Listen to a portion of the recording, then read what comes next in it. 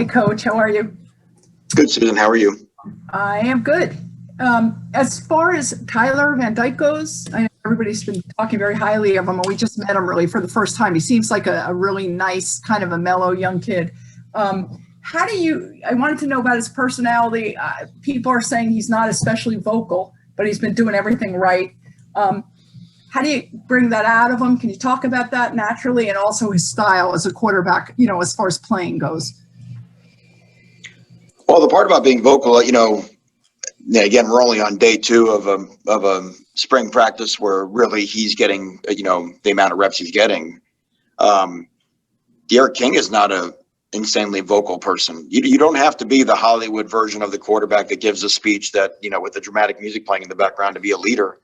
The first thing that people want to people want to follow a leader who does the things the right way, and that's what Tyler does. He's just so competitive and he's so hardworking. I think his natural personality, I think that's one of the things I'm looking forward to seeing over the next 4.5 weeks, is seeing his personality come out.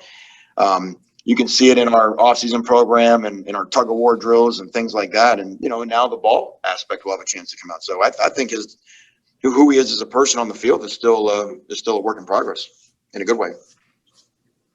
Coach, we've got Matt Shodell from CaneSport. Matt? Yeah, hey, Manny. A bunch of guys, actually 3 guys already, and we haven't talked to that many, have all mentioned Bob Shoop. So I wanted to ask you maybe what's his role, how much will you lean on him, and how nice is it to have a guy with that kind of experience helping you out? Yeah, I mean, Bob, Bob's great to have in our program. As basically an analyst or a quality control coach or whatever, he's obviously limited in terms of his ability to instruct the players, from a football standpoint. But again, helping us in terms of our game planning, helping us in terms of our self-scout. He and I have always kind of had philosophically a lot of similarities. And really to take this whole offseason, not just with Bob, but with all the new additions to our defensive staff, and to really sort of open the hood of this defense and to kind of take the engine apart and rebuild it again. And so guys like Bob with his experience and it may just be a phrase, a different way of saying the same thing. I mean, that type of experience is invaluable. So he has been a great addition to our program. Coach, we've got Manny Navarro from The Athletic. Manny? Hey, Coach Diaz. Curious, you had a lot of veteran leaders that came back, but from the young group, maybe the freshmen and sophomores. You mentioned Tyler Van Dyke the other day in those offseason workouts, but are there other guys you've been able to identify, particularly at positions like linebacker or defensive end, that you look at and you say, okay, those guys are stepping up from just being guys on the roster that followed older guys to, maybe elevating their game? Yeah, I see what you're saying, Manny. I mean, look, we're 2 days in of practicing in only helmets, so there are a couple of guys that do pop into mind, but I want to at least put an asterisk next to it, because we're not really quite there yet. I mean, I think Corey Flagg has had 2 really good first days at linebacker.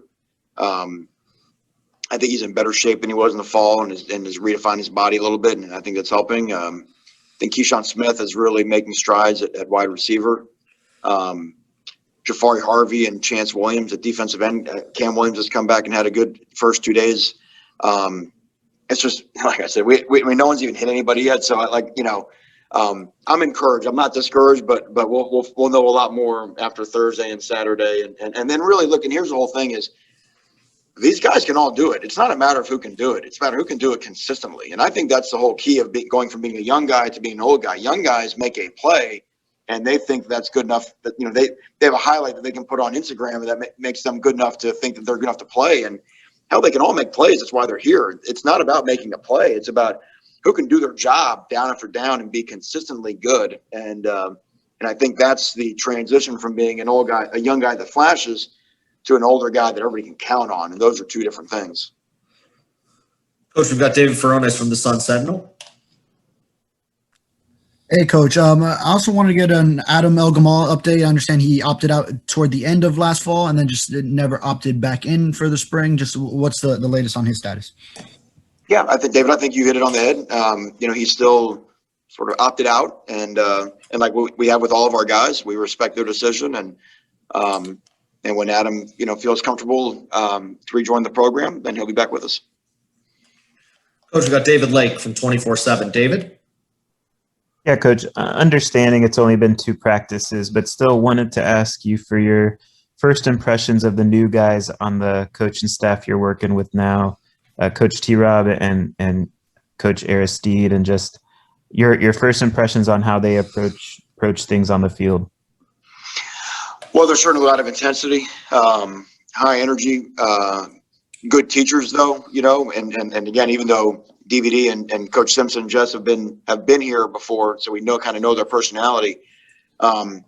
It's hard not to feel just a renewed spirit on the defensive side of the ball with the 5 individual coaches that we have, and really even with Coach Pack, you go to inside linebackers. I mean, everybody.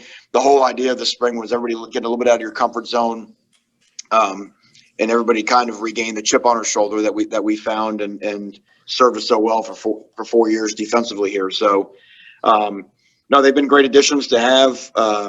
You can really see the attention to detail that they teach with, but at the same time, they drive our guys hard to compete and to not settle for good when great's available. Coach, we got a couple more for you. We're going to go to Barry Jackson from the Herald. Barry? Hi, Manny. Wanted to talk about 2 of your new players that you're at least have on the field for the first time in Tyrique Stevenson and Avantae Williams. With Tyrique, what skills did he have that intrigued you going back to high school, watching the Georgia tape? What could make him a special corner? And same with Avantae. And with Avantae, I would add, have those skills resurfaced in his first 2 days, actually being able to practice in more than a year. Yeah, I mean, Tyrique obviously, long body, big, strong individual, has good movement skills. But I think with him, it was really the competitive excellence. And when you talk about going back to when he was in high school, and we had 7-on-7 camps, and the guy was just the best player on the field, and it was just obvious. And he knows it, and I think he's got great self-confidence. What's been fun to me to watch him in the first couple of days is teaching some of the younger corners, and sort of giving back, and that's being a team guy. And I think it's been really encouraging to see the way he's fit into that mold. With Avantae, it's funny. Avantae, you think about him being 2 practices into his college career. It's funny when you asked the question, I thought about Jalen Phillips this week a year ago, where we barely saw anything in 4 days. And then he had, of course, had the season he had. And I'm not saying Avantae is going to do the same thing that Jalen did, but it's really, really early for Avantae. But certainly you see he plays 100 miles an hour. Like the pedal is, when Avantae's on the field, it is pushed down through the floorboard, and that's encouraging. He goes full speed. Now, he may not always be going to the right direction in full speed, but that's why they call us coach, and we'll get him turned the right way. So, been fun to see him out there, and I know he's anticipating putting shoulder pads on Thursday so we can run into things. 2 more for you, Coach. We're going to go to Daryl Streeter of Footballville. Daryl? So yeah, simple question. You're back calling plays again. Just talk to us. How does it feel to be back calling plays again? How does it feel? It feels fun. But it's not as you've heard many coaches say before.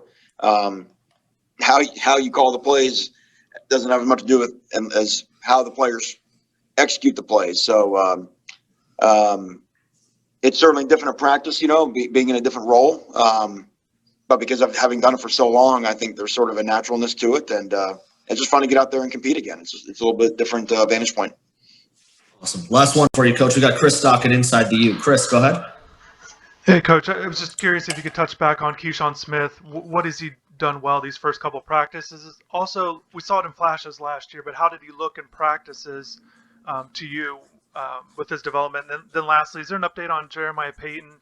Has he been out there? I think he posted a picture that he was dealing with an injury last season. I was just curious how he's doing.